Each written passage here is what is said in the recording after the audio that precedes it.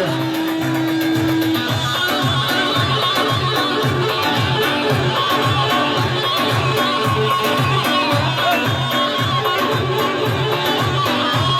Gençler aşağı doğru asılıyoruz. Aşağı taraf biraz geriye doğru. Bir zahmet. Sizleri seviyoruz.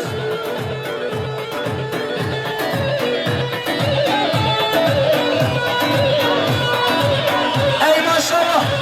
Bugün hayvanat burada.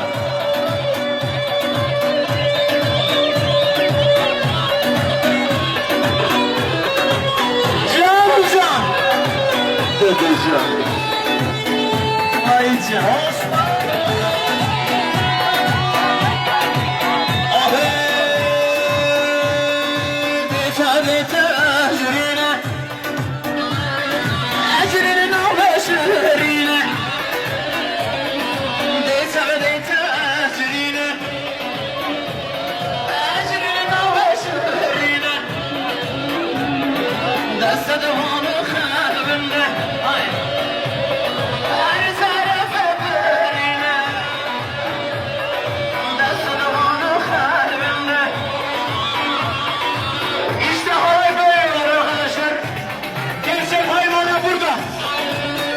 Bugün sabaha kadar devam, hadi bakalım.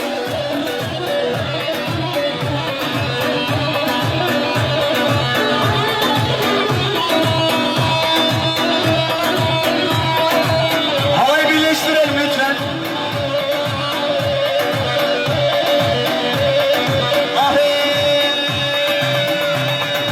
Acilin şoföründe, neslinden ortasında.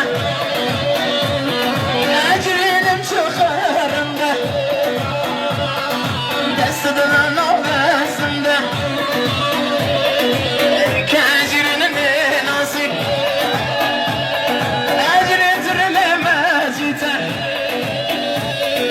Şimdi sadece o kız sesi, bağlama dursun. Sadece o kız sesi gençler.